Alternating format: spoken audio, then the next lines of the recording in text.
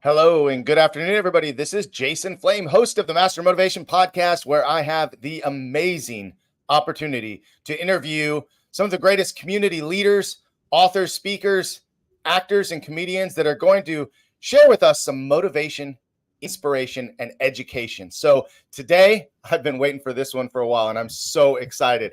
I've got Sheriff Jim Fryhoff on our show today. And let me just give you a brief background on our sheriff. He grew up in Pasadena, California. Jim was a police cadet with the Pasadena Police Department prior to moving to Ventura County. Jim relocated to Ventura County when he joined the Ventura County Sheriff's Office in 1990. Jim has worked a variety of assignments with the Sheriff's Office, including detention services, patrol, special enforcement, investigations, and crime prevention. He also served as the adjutant for 2 sitting sheriffs.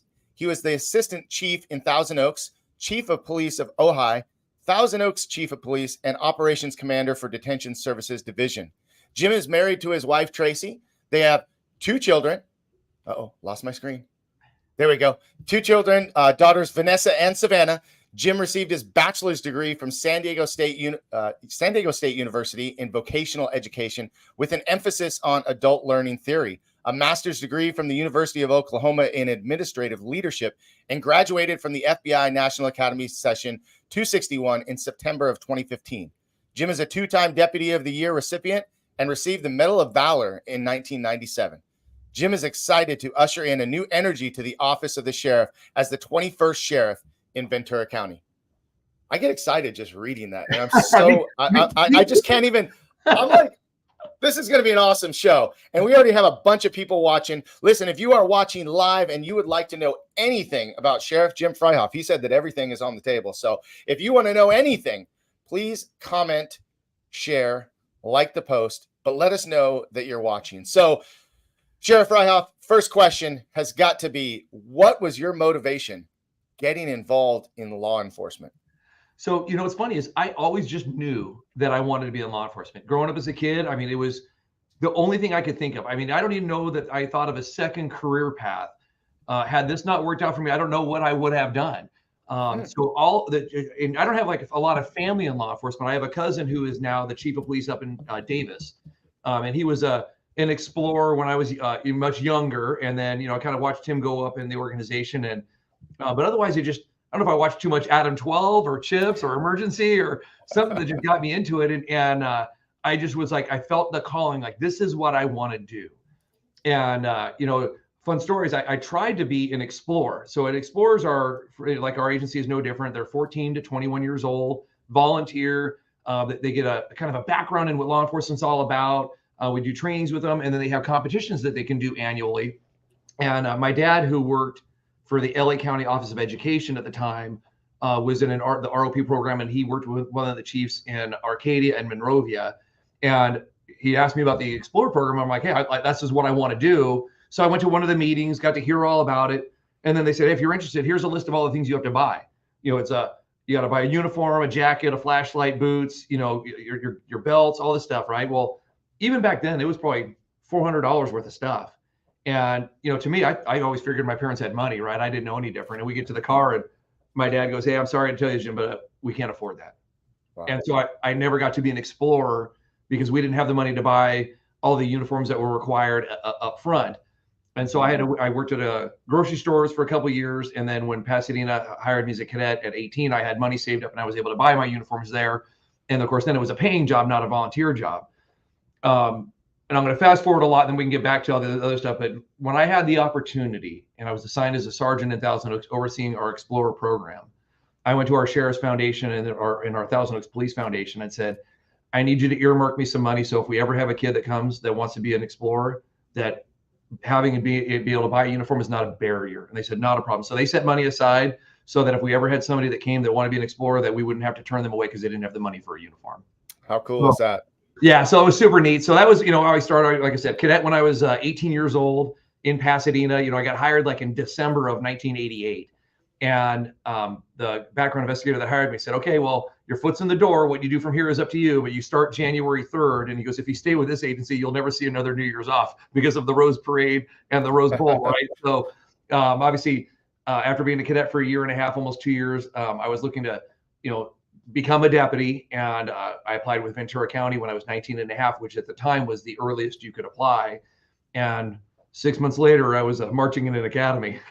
Wow. Wow. So you never thought of pursuing a different, this was it. This was your path. This was your calling. There was never another career in mind. There was never another career in mind. The only thing that I had when I was at Pasadena City College and I was starting to apply with the police department, I knew that if I didn't get hired, I was actually going to join the Marine Corps. And there was a Marine recruiting office right across from Pasadena City College. I talked to the recruiter, took their test, and I said, hey, if the police department doesn't hire me, I'll be back to sign up. I was ready to serve. I was ready to do something different. And but when the police department hired me, I went back to the recruiter and I said, hey, police department hired me. That's the direction I want to go. And he's like, best of luck to you. So that's like I said, never had I had a vision of doing something different.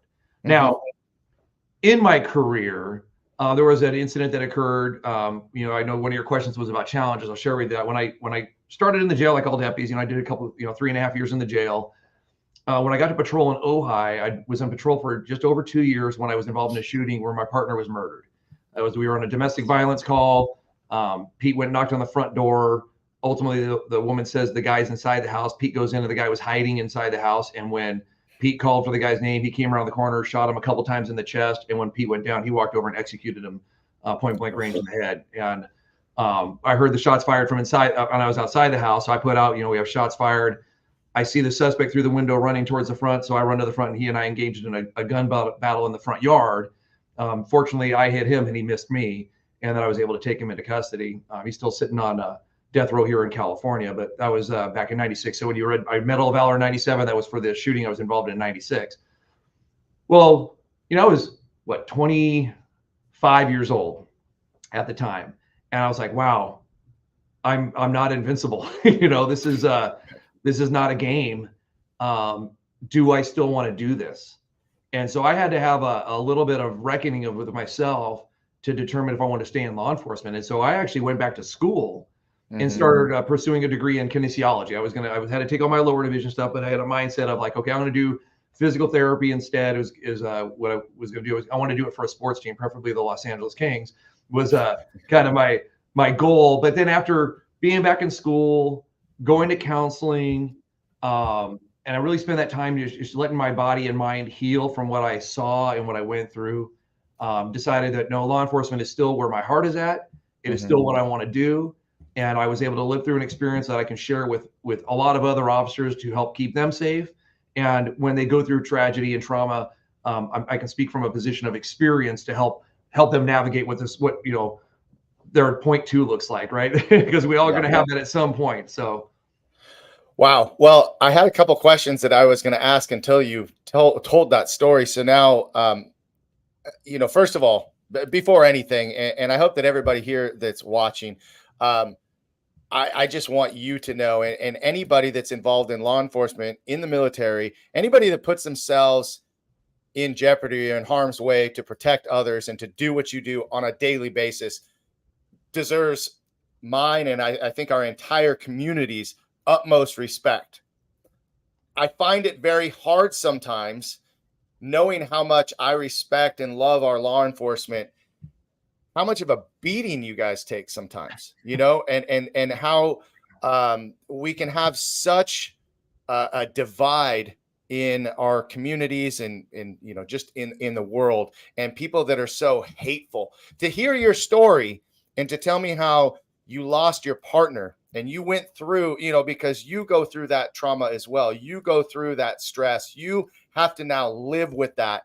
That's not something that ever goes away. No, I've never experienced it, but from what I understand and how you're telling me, I just don't know how anybody could ever look at someone that wears a badge or someone that puts themselves on the lines in a war or elsewhere to help others. I can't see it. So how do you deal with that part? How do you deal with the hatred that you get from people that don't have that same respect? So great point. So we are very fortunate here in Ventura County, California, to have a very pro law enforcement community. We treat our community well, and likewise they reciprocate. Right? There's people are offering to buy us lunches, pay for our coffee routinely. because they feel safe and they know they're treated well. And that's the relationship that we enjoy here in Ventura County. So a lot of time I go to briefings and I talk to our officers about not paying attention to the media and social media, all the rhetoric and the negative rhetoric that's out there that's geared towards law enforcement, and just said, listen, you just have to keep in perspective where we work and who we're serving and worry about that. Unfortunately, in law enforcement, I mean, there's nearly 850,000 officers in the country, and we work for, 17,000 different agencies, all of whom have different hiring standards, different training standards, different, personnel standards as far as when they are willing to fire somebody and that. And I think we strike a really good balance. We hire really, really quality applicants. We put them through a very intense background process, and we have a process to hold them accountable, right? We provide training, we provide them great equipment, but we also, they know they're going to be held accountable. If they step out of the lines, then we're going to hold them accountable. And I think what we saw, certainly with George Floyd was, what the officer did, Chauvin, you're like, hey, we don't train like that. Your guy's handcuffed, albeit even if he's resisting, he's handcuffed. You don't need to be on him for that long. Now, his training may have indicated that, but that's not how we train. And so we're constantly having to try and justify with the actions of other law enforcement officers nationally for things that we don't do. And so I think that's the most frustrating thing is, let's worry about what we can control. I can't fix or control what other agencies are doing. I can only worry about what the Ventura County Sheriff's Office does. And I think we do it really well. And when we have people who are not perfect, because we hire from the same bank that everybody else does, right? We hire from the human race, and we're not perfect. We have people who make mistakes. We have people that, make bad decisions, and we're going to hold them accountable. And the challenge that we're finding now is, what does that accountability look like? Was the intent there that should be charged criminally, or is this a use of force that's occurring in the heat of the moment, where it might be a violation of policy, it might be an excessive force claim where we punish the person internally, but to say, hey, we're going to now prosecute you for a decision you had to make in the heat of battle. No wonder we're having a hard time hiring people. To think that you could do everything right in your job the way you're trained and then still be prosecuted for it is a very tough pill to swallow for law enforcement in general. And so, but like I tell people, if you look at hockey, I mean, like I said, I'm a huge hockey fan, and when they're involved in a fist fight on the ice, it's because they've been bumping into each other the whole time, and then they kind of have an agreement once the fight's done, the referees separate them. They get 5 minutes for fighting, and there's no criminal allegation for it, right? It's obviously you're not allowed to punch each other, but certainly in the game of hockey they are, and that's how it's handled. But then you may remember many years ago, if you're a hockey fan at all, Tony Granato got hit on the ice. He sat on the bench, stewed about it, went back out on the ice, and he cracked the guy over the head with his hockey stick many minutes later, and then he was prosecuted. Same thing would happen with Marty McSorley. I think he was handed the biggest penalty ever and prosecuted in Canada for the same thing, hitting a guy in the head with a hockey stick. And so I want people to kind of look at, listen, there's things that happen in the middle of our fight, and if you throw one more punch than you should have because you're in the middle of a battle, okay, maybe that's an excessive force. If the person's handcuffed on the ground and you go over and kick them in the head, we're going to prosecute you. That's way outside the bounds of what we allow for. And so it's really tough, but here in Ventura County, like I said, I think we train people really well. We provide excellent resources, equipment, support, and we enjoy a really good community support here in Ventura County. So that's kind of how I message it to our staff is to not let it hurt their motivation. You talk about being able to motivate others. When you feel like you're being kicked in the teeth all day long, man, I remember walking into briefing and just seeing everybody hanging their heads low. And I said, hey, time out. That is not our community. Go upstairs and look at all the thank you cards that we've received over the last, 6 months, post George Floyd, of people supporting us. So understand that what we saw was wrong, and we don't train that way. Just don't do that. Now let's go get them. Right. Let's go have a good time, take care of your community. So it's, I think that's, you talk about motivation. That's a lot of it, and yeah, but I do appreciate your words of support. And I believe the majority, even in communities where you hear a lot from the media about the anti-law enforcement rhetoric, I think the overwhelming majority of those communities understand the need for law enforcement, the need for law and order. They just want it done in a way that's professional and non-biased. Well, I appreciate you taking the time just to address that head on and really support it with a lot of facts and talk about the training that's involved and what is allowed and how people are held accountable. Accountability. I mean, there's definitely measures to have that. And so again, our support for you guys and for all that you do is just so great, especially being in a profession that, you know, we talk about self-defense and we talk about self-control and we talk about dealing with these acts of violence, because that's just unfortunately part of, you know, the way our world turns is there's going to be actions that need to be handled, and sometimes it's handled the right way and sometimes it's not handled the right way. And so but I love your perspective and the way that you explain that to all of us. And just remember that if people cooperate and they comply with our demands, no force is used, right? Every one of these use of force incidents that you see occurs because there's a lack of cooperation at the beginning. And the way the law reads for us is that we do not need to retreat, right? We are there to hold people accountable. And oftentimes there are people who do not want to be held accountable. If we just let them go, they're going to victimize somebody else. And so we're not going to let that happen. Now, of course, we expect our officers to be able to think on a super high level now, right? Okay, if they're just jaywalking, is that the one that you're going to take to the mat, right? Probably not. And if that's the one, but if that's somebody who's assaulting other people and then they don't want to comply, well, we're going to be more willing to go to the mat with that person because we know the consequences if we don't is that other people can be victimized. So there's, you know, we expect that a lot out of our officers now, certainly. Well, again, thank you for taking the time to address that. And before we continue, I just want to give a quick shout out to one of our supporters of the Master Motivation podcast. So take a look real quick.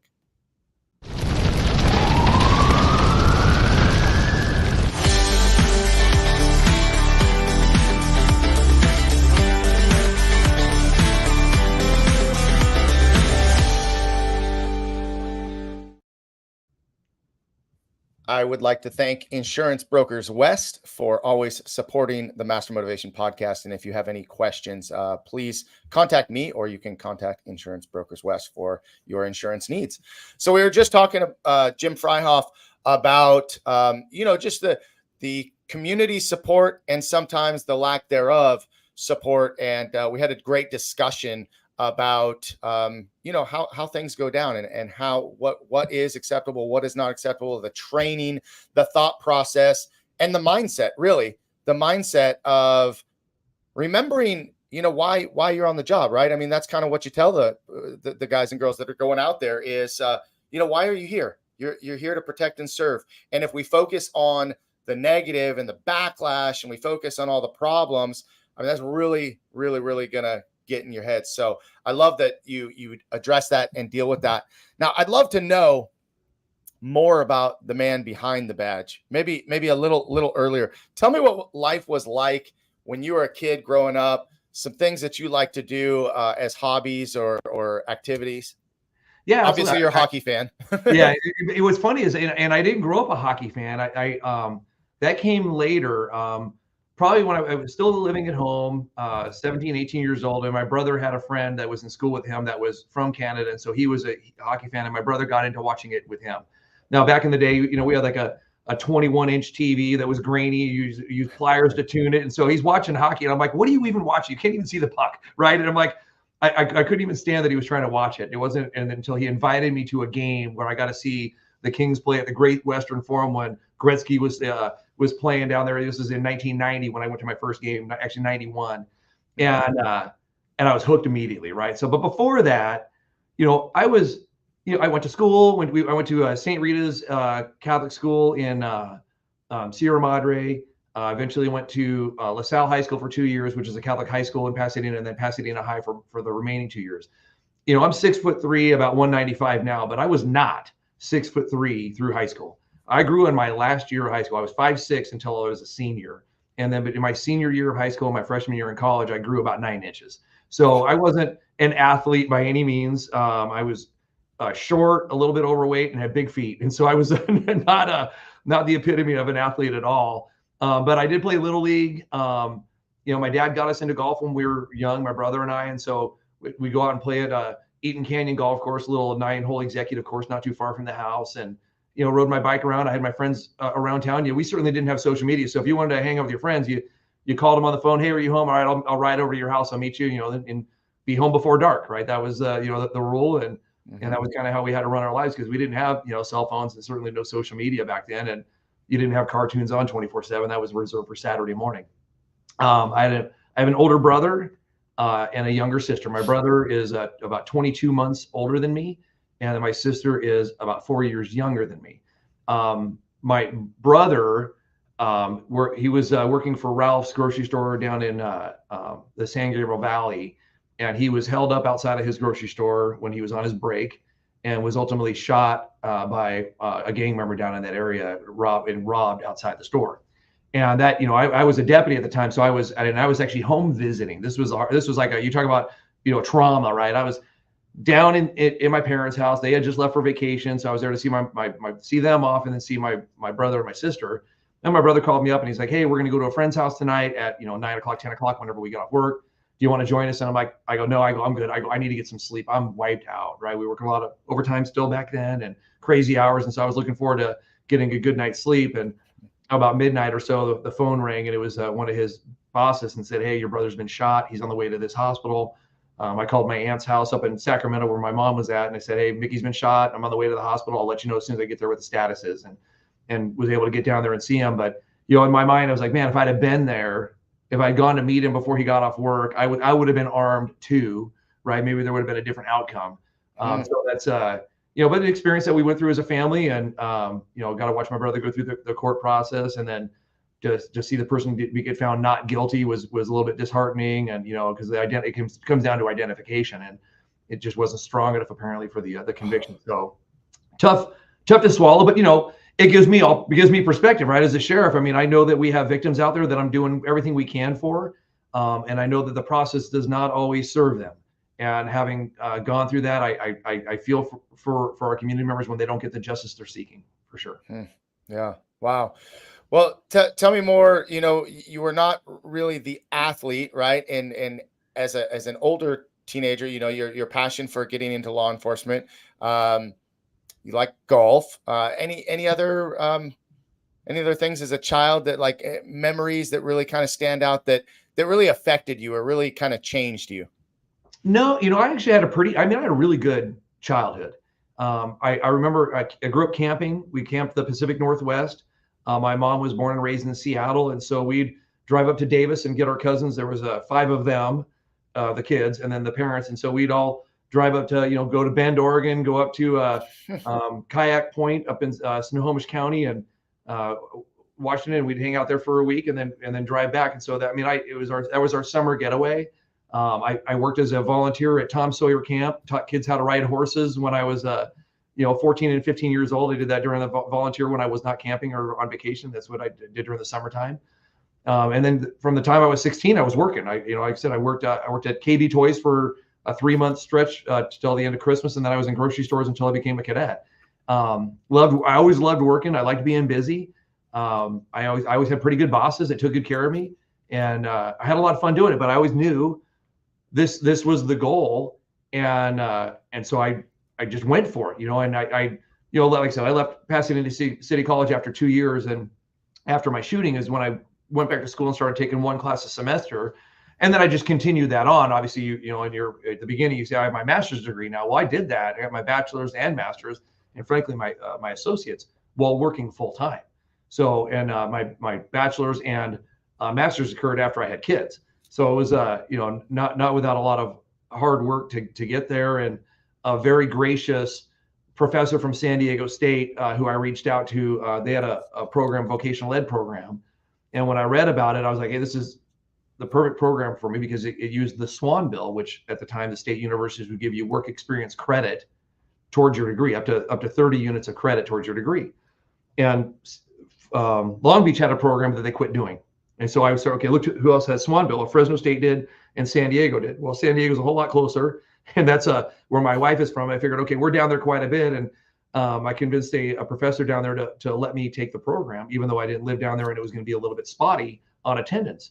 But once he agreed to me coming to class like once a month and then doing the rest online, I said, hey, I'm gonna push you a little bit further. And I go, there's a lot of deputies that I work with that want their degree also that don't ever come to San Diego. And he said, well, you put enough people together, I'll come to you. And I said, how many do you need? He goes, 15 would be ideal, but I'll come for 10. And so I put out the message to our deputies, and we had 22 students that said they want to get their bachelor's degree from San Diego State University. And so I called them up and said, I have 22 students for you. He goes, I'm on my way. So he drove to Ventura every month for 2.5 years so that we could graduate from San Diego State University. Wow. So very, very cool program. It was a one and done because the state got rid of the Swan Bill after that. So we had one program that we got to put people through, and then that was it. And a couple of years later, I went through Oklahoma, did an online program at the University of Oklahoma, got my master's degree there. So That's so cool. I mean, like, who does that? I mean, you had the opportunity yourself, right? I mean, it was something that you worked for and something that you did.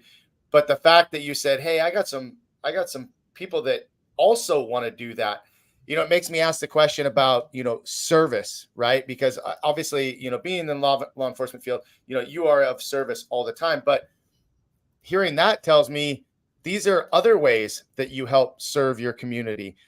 Tell me, where does that stem from? Like mom and dad, did they give to their community? Did they do things that kind of opened up those channels for you to think about?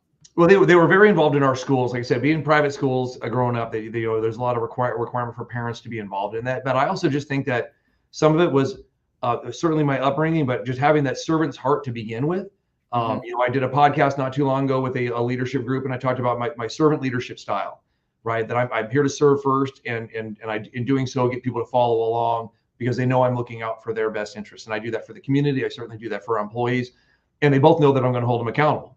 Right. The community knows if they step out of line, they're going to get held accountable by our deputies. And if my employees step out of line, they're going to be held accountable by me. But I love to just help, right? It's in my nature. And so when I have the opportunity to help others, I do. And I feel like in doing so, I get so much more back, right? I think that the more you give, the more you get. And I think that that's really what drives me is I just love seeing people advance. I love seeing people improve and being able to achieve their goals and dreams as well. And if I can help facilitate that, then that's what I want to do. Well, now there had to be someone that was a mentor to you or someone that maybe you not borrowed, but maybe you learned that way from other people. You saw that in other people that poured into you and gave to you without expecting anything back. Who were those people? So I had a couple of that within the organization that I really look to as leaders that I've known for a long time. Brent Morris, who retired as a commander, he was one of my first patrol sergeants in Ojai. Guy Stewart, who retired as an assistant sheriff, he was my mentor in the jail when he was a senior deputy, and then I was one of his detectives in Camarillo when he was the detective sergeant, and got to know him real well, and he had really great perspective. And really, when I got out to Thousand Oaks for my first assignment in Thousand Oaks in charge of crime prevention, Randy Pentis was a big supporter of me. He saw my drive. He saw what I could do. And I think he leveraged, my willingness to take on challenges to really improve the organization and certainly improve what we were doing in Thousand Oaks. And one of his first challenges for me was something that I was really passionate about was school safety. And so when I came out to Thousand Oaks in October, he said, all right, he goes, at the beginning of the year, come January, I'm going to want you to start developing a program that's going to make our schools safer. I said, you got it.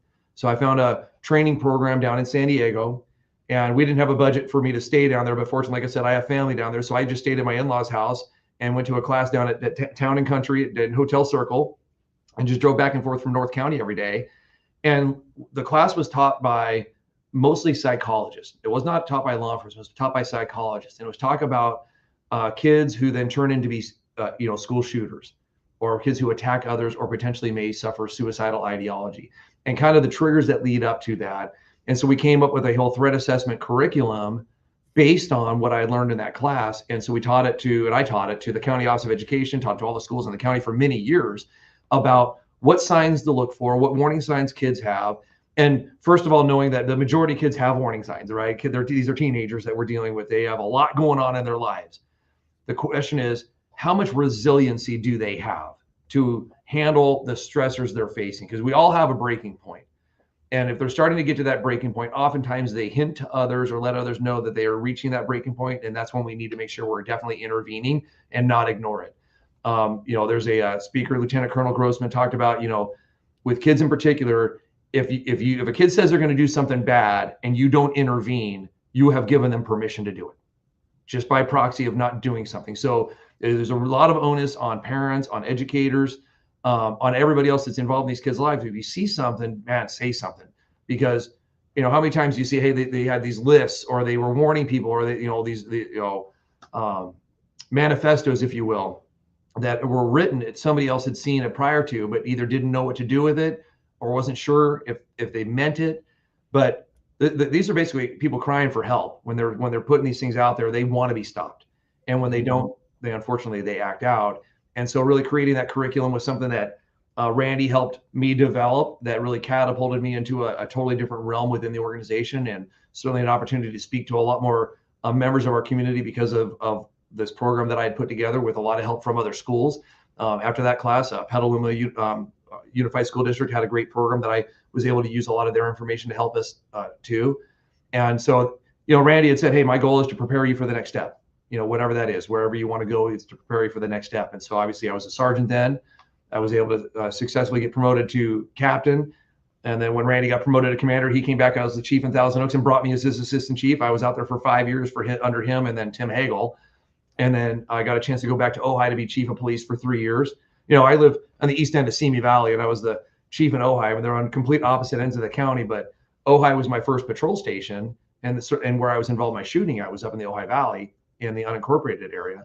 And I really wanted to get back to Ojai. I mean, I really fell in love with the community up there, and it was nice to go back and have, you know, 3 years without that type of trauma occur again.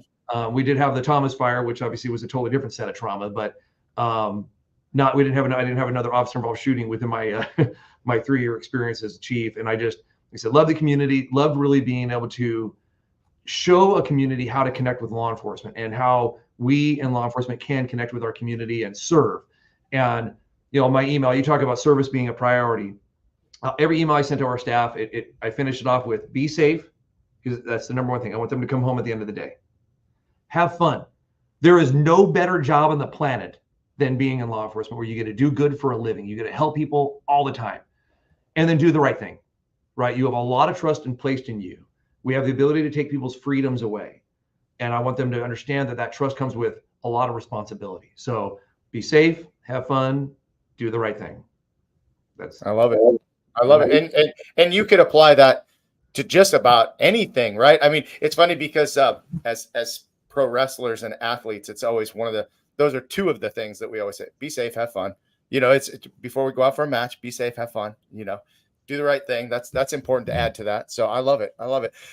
Listen, it's so great getting to know you more and hear these stories, although I've heard you speak many times and heard some of the same stories. But what I want to know is, if anybody is watching live, if you have any questions, anything you want to know about, I want you to put those in the comments and let me know so that I can ask for you, so you can hear a little bit more about what you want to hear. Because I just made a list and I have so many more things to ask about. School safety, huge topic, right? Yep. Some people want to see, you know, more resource officers, you know, on campus. Some people talk about, you know, staff or faculty being armed, having gates, and having, you know, being buzzed into the schools, all these different things. Where Ventura County is one of the safest, and I'm lucky enough to live here in Moorpark, and Moorpark is the third safest city, and so we're very proud of that. But at the same time, I mean, you talk about the safest places to live. I mean, there's still crime, there's still bad people that do bad things.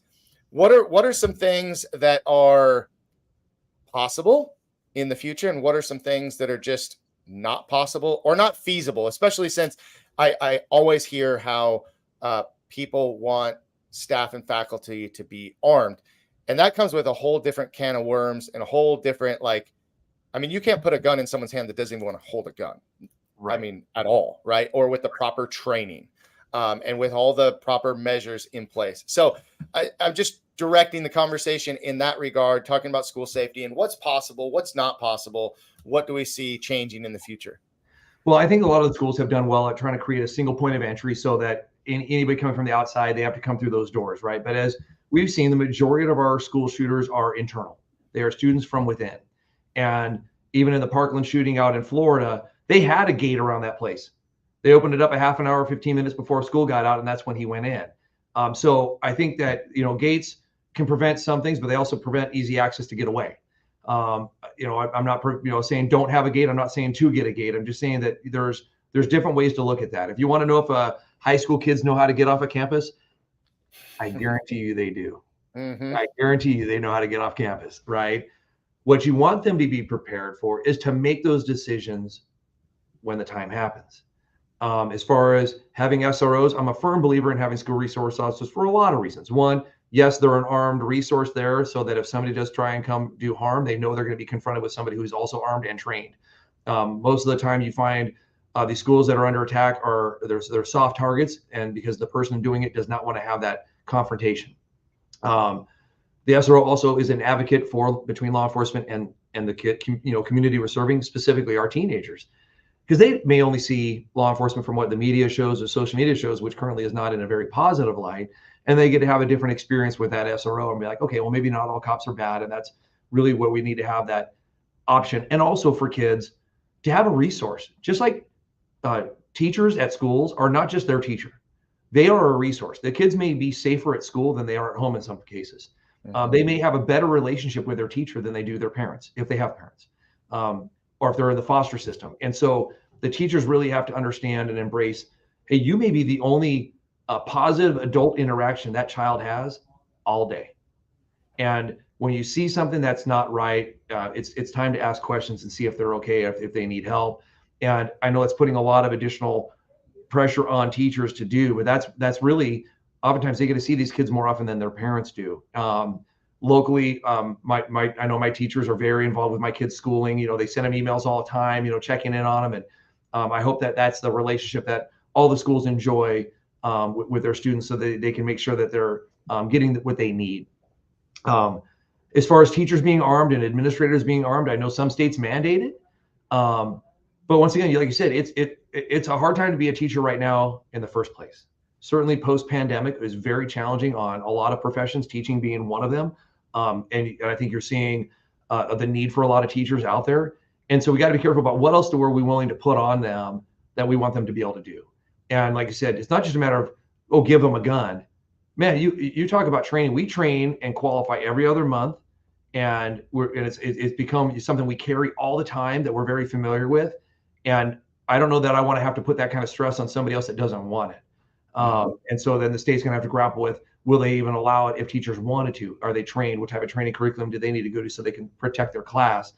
I tell my kids when they go to school, I give them the run, hide, fight talk pretty regularly. And I said, listen, you hear gunshots, you need to find out where they're coming from. And if you can get out of the campus, you need to leave. If you can't get away where you're at, then you need to barricade yourself and be prepared to arm yourself and protect yourself. I don't care what that's with, whether it's a fire extinguisher, a pair of scissors, a chair. Be ready to fight to the death, because somebody's coming to try and do harm, and you have to have that mindset. You got to have that understanding that, hey, this is for real, and I need to be prepared. And so my kids know that, and they know that if there's an option to flee, they're going to flee. I said, we'll deal with, if the teacher can't find you, because they're used to counting kids, I go, we'll deal with that later. What we need to make sure is the kids are safe first. I don't have all the answers, certainly. All the efforts that I have done have been trying to catch things before it gets to that point. Right? What are these warning signs that we can identify? When somebody has a list, or they make a threat, they post a threat, they call a friend and say, hey, you may not want to come to school today. I want to know about that now. Like when that friend gets that call, don't wait until midnight to call us and tell us, and which is better than 7 in the morning or 8 in the morning after the disaster occurs. Call law enforcement and say, hey, I'm really concerned for my friend. They called me and said that I don't want to go to school tomorrow. They may not want to be there. I fear that they're about to do something really stupid. Give us a chance to get involved. We have a chance to save them from a disaster that's about to occur if we get involved at that point. And that's true for everybody: friends, teachers, volunteers at the school, administrators, bus drivers, you name it. For anybody that touches and sees these kids, if you're aware of a threat, please do not wait on it. Call right away and let us get the resources there and find out where they're at on this timeline to making a really, really bad decision. Well, thank you for addressing that one as well. I know, that these are just kind of hot topics that come up from time to time. And I love the fact that, your fingers on the pulse, just right in there and always trying to prevent things, instead of being reactionary, right? And just looking ahead. So I love talking about all of this. I would love to know, bouncing around a little bit, but Tell me about when you first broke in and you were working in the jails. What was that experience like for you? Well, you talk about an eye opener, right? Like I said, I had a pretty sheltered upbringing, Catholic school until my last 2 years at high school, and then a couple years at Pasadena City College. I didn't have a lot of exposure to crime or people who were engaged in crime at all. And coming to work in a jail was very intimidating. I was when I graduated the academy, I was 20 years old, so I was very young, and it was a great opportunity to learn. But I treated people well, and as a result, they treated me well, and so we had a mutual respect relationship. And once again, they knew I was going to hold them accountable. They knew there was rules to follow, even in the jail, and that was the expectation right now. But when you talk to people professionally and calmly, and you let them know what the consequences are for their behavior, things tend to go a lot better. I do remember early on, it was pretty funny. It was one of the inmates had looked at me when I was doing my cell checks, and I get to his window, and he goes, "Does your mama know you're here?" Because I'm so young looking, right? And I go, "Yeah." "Is yours?" And he goes, "Yeah." I said, "All right." And it was just kind of that moment, kind of put it in perspective, and then I went about doing what I was doing. And it was just an interesting conversation to have early on in my career. And like I said, we train people really well. We have a really good process. Our jails are very clean, very well run. If you see jails on TV, that's not at all what our facilities look like. I think people would be pretty impressed at how clean our facilities are. I know that's awesome.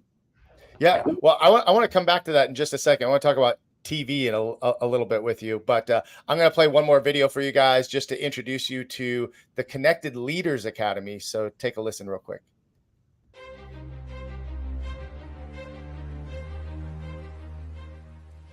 Hi, my name is Jose Escobar, and I'm the founder and CEO of the Connected Leaders Academy. We're a growing tribe, a community of entrepreneurs all over the world, globally, all across the country, high performers, titans of industry.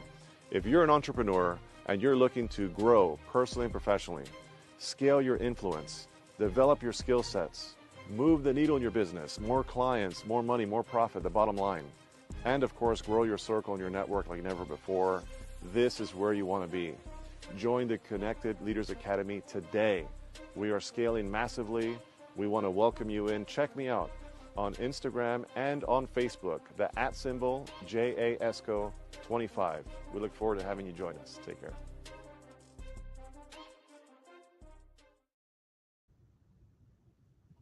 I want to thank Jose Escobar and his support of Master Motivation Podcast. The Connected Leaders Academy is a great mastermind group that I am proud to be one of the founding members of. So if you have any questions or would like information on Connected Leaders Academy, go to the brand new website, connectedleadersacademy.com.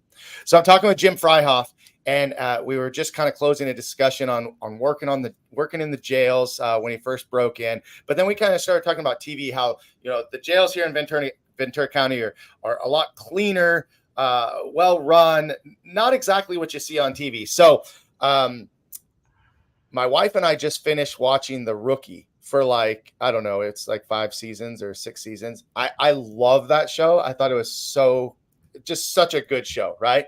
But I have to ask, when you watch TV shows about cops, right? And you're watching what's going on, what's fake, what's not, what's the deal?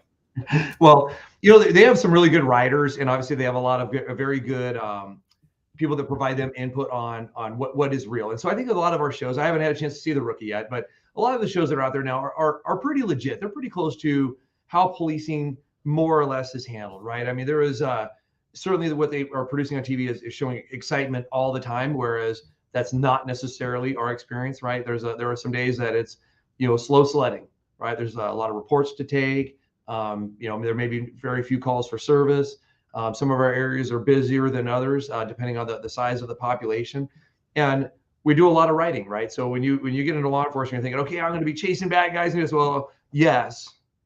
But for every 5 minutes of excitement, there's about 5.5 hours of writing that goes along with it. So a lot of documentation about what happened and why. And certainly if there's a use of force, being able to document that. Now, fortunately, we have body cameras now. We didn't have body cameras when I started 33 years ago.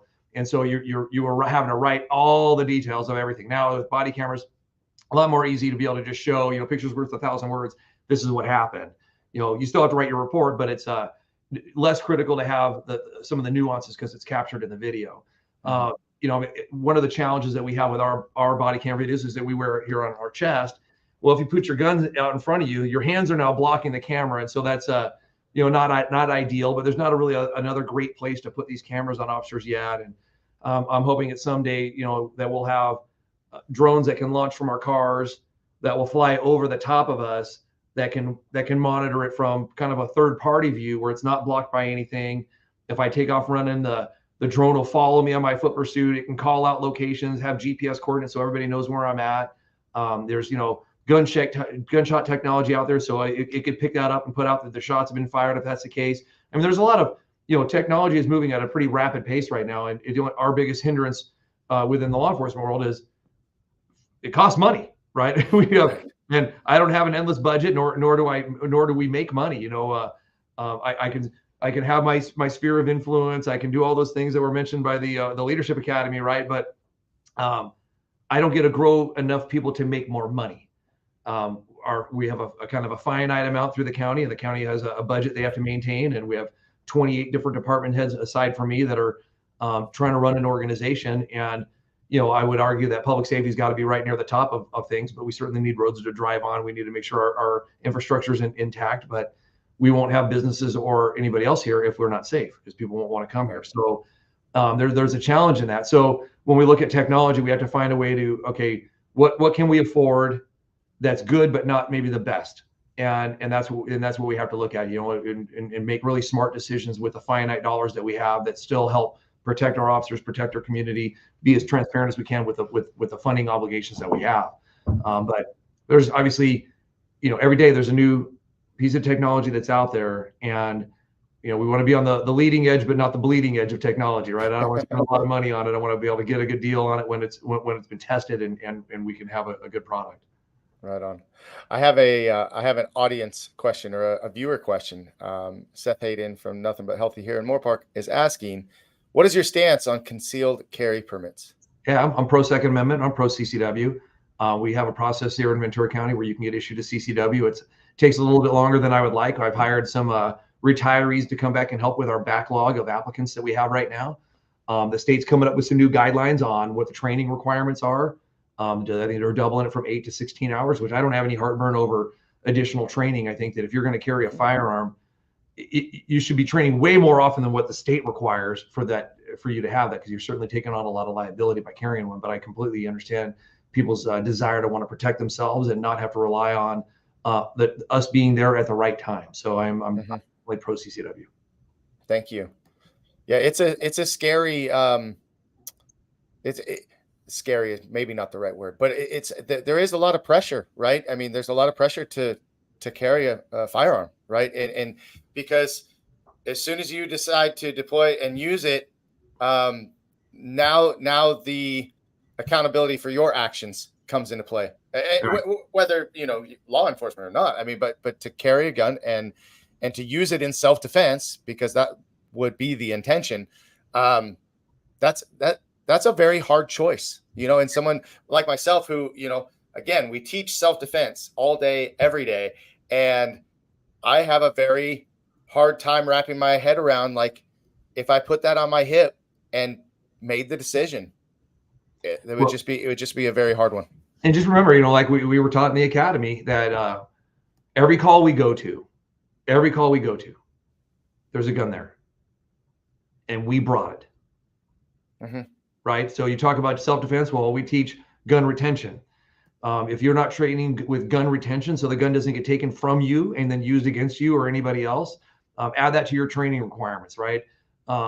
Because when I show up at a call, I want to make sure that nobody else gets the chance to take my gun from me. And so, like I said, every call we go to, there's a gun there, and I brought it. So I want to make sure I'm holding on to that.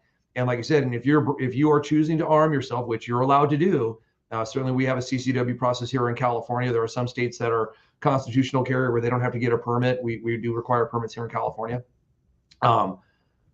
You've got to take on that responsibility of training yourself, knowing what the law does, and understanding that your best bet ever is to get out of a situation so you don't have to do it. Call 911, let the resources that have all the additional backup get there and handle it. The self-defense is literally, if you are found yourself back into a corner and you have to protect yourself, that's that's really the intention of the CCW, is that when you have no other options and you have to defend yourself, you should have the lawful authority to defend yourself against somebody who may be carrying without a concealed permit because they don't follow the law in the first place. Yep, absolutely. Well, I'd love to ask what your thoughts are, having been in Pasadena, and then moving here to the Ventura County area. What were some of the biggest differences when you made the move over? Certainly Ventura County was a lot more wide open. My experience in Pasadena, it's a city, and even though I lived in the foothills, there wasn't a lot of open space in my kind of span of area that I went to. I went to college, I went to work, and I kind of came home, and I was used to freeway and buildings and a lot of houses. Coming to Ventura County, man, a lot of very rural area, a lot of open space, which I love. I remember, the 118 to the 23 wasn't even there yet. You got up at, Madera and went around back when it was Tierra Rajada to get from one end of the county to the other. And it was a much smaller county than what I was experiencing down in Pasadena. But I loved that we had the mountains. I love that we have the beaches. And even now, I'm just so impressed with the beauty of this county. And I'm so fortunate that I made a really good decision when I was 19. And that decision really was not well thought out as far as like how beautiful Ventura County is. I'm like, okay, I knew I didn't want to do 8 years in jail in LA County. And so I was like, okay, what other counties are around us? And Ventura was here. And I talked to my parents about it. They go, well, we camp in Ventura County. When we do our beach camping and here and then up into Carpinteria. I'm like, okay, so I was somewhat familiar with the area. And that's, when I applied here, that's what I knew of it. And once I got here, I was like, man, what a great decision I made. And every day I tell myself, man, I made a really good decision at 19 to move to Ventura County. When I get the opportunity to go fly in the helicopters and I see the county from a bird's eye view, I realize, man, we are blessed to be here. We are the sweet spot of counties, right? We're big enough to have resources, but small enough that we all know each other. We can provide great services for our community. We're relatively safe. We do have people that are always going to seek to do us harm, and unfortunately that's the human race that we're dealing with. And we have a lot of folks that from outside the area that come here to help influence our crime rate that we're constantly trying to keep at bay. But we're working on things, like I said, proactive, right? We know that organized retail theft is on the rise, but the state recognized that was on the rise also and offered a grant for it, and so we applied for it. And Captain Brian Slominski applied for a grant on our behalf countywide, and we received $15 million over the next 3 years to combat organized retail theft. And then our DA's office applied for a grant, and they got $2 million to help prosecute it. So, we have a great synergy between our DA and law enforcement and making sure that we're doing everything we can to keep Ventura County safe. Yeah, we are pretty lucky. Ventura County is, I've had the opportunity to travel, different places in the country for consulting in the martial arts industry. And I visit different places and I always compare it to home, of course. Right. And yeah. I can't wait. A lot of people go other places and they're like, oh, it'd be really cool to live here. It'd be really cool to live there. And every time I go somewhere, I'm like, this is nice, but I can't wait to get home because I love where we live. And Ventura County is such a special and an amazing place.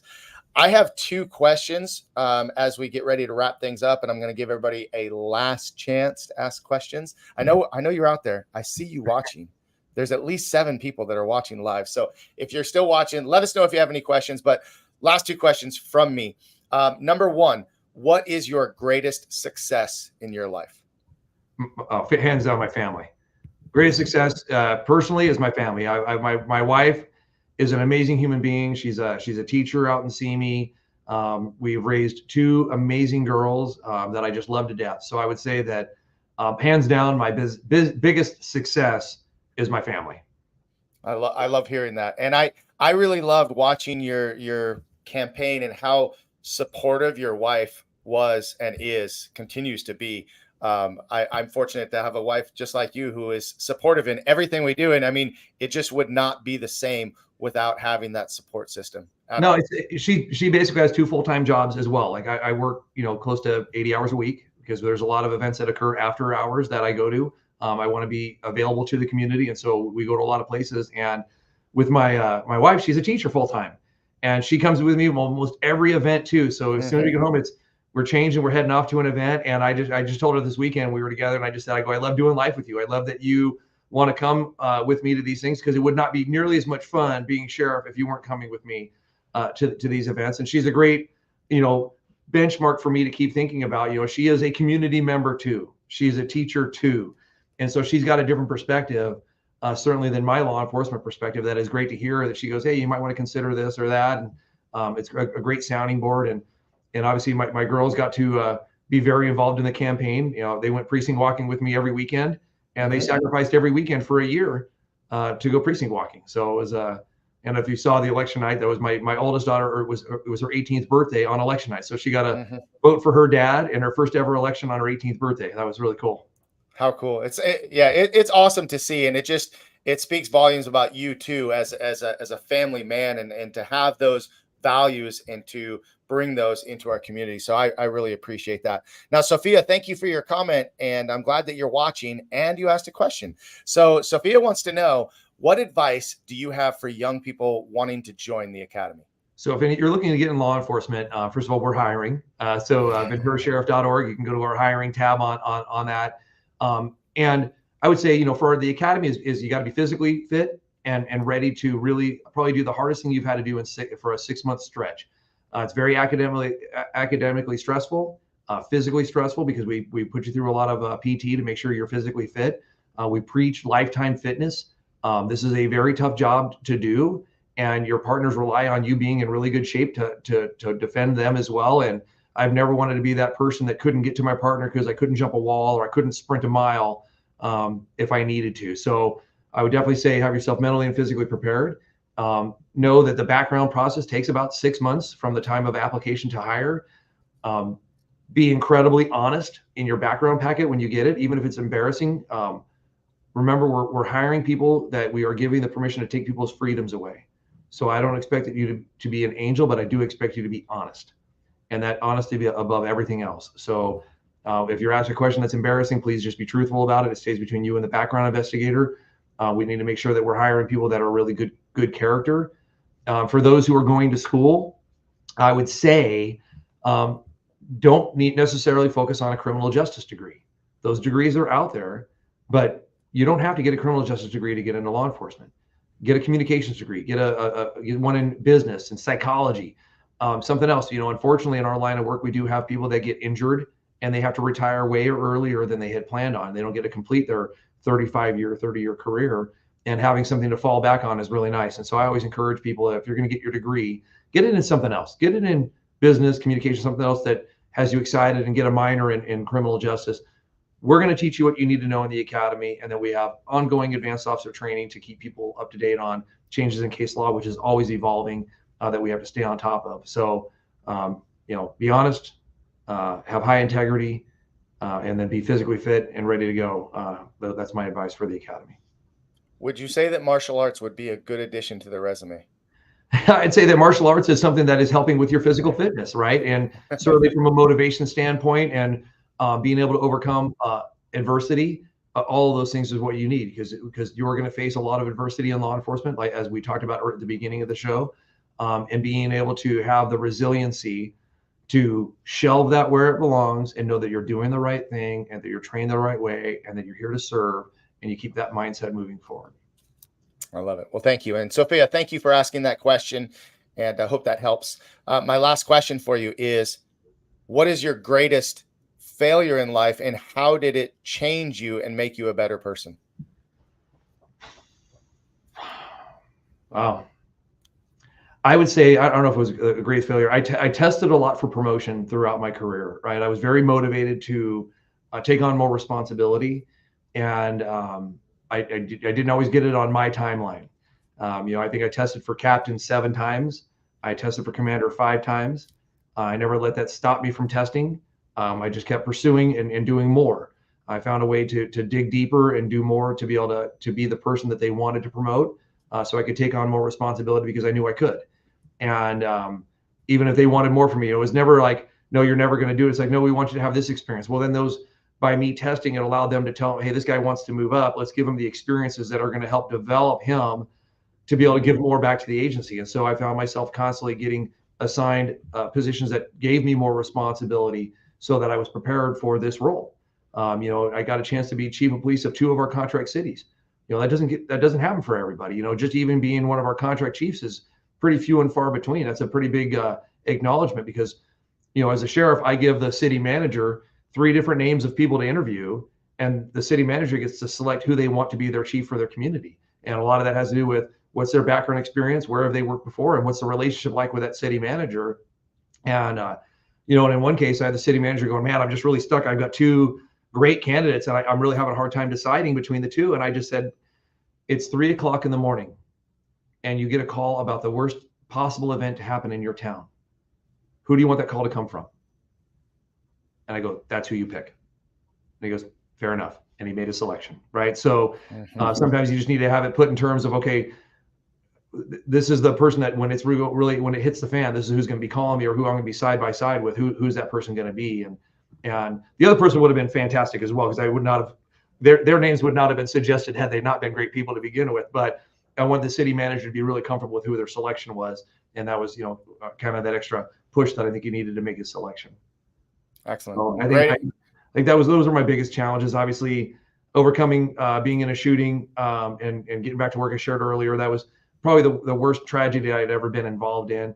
And I'm going to put a little happy story on that here to finish things off for you, though, is, I became really good friends with that officer's widow. And he had a 3-year-old daughter who didn't have a dad during that time. And so I got to watch this girl grow up into a very nice young woman.